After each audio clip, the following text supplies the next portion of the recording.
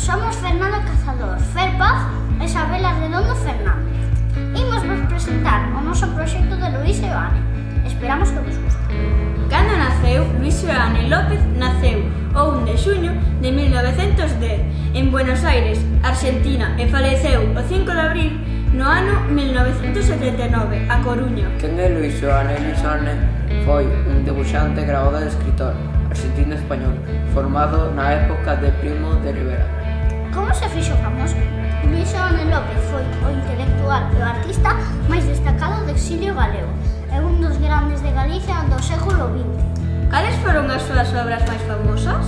As súas obras máis famosas foron Mar del Orzán, no ano 1973, La Malla, no ano 1954, La Siega, en 1954, Naturaleza Viva, no ano 1932, Cuberta e ilustración para huellas de Feliciano Roland, Moza apuñalada, no ano 1932. A súa obra é vasta e diversificada, son pensamento aberto.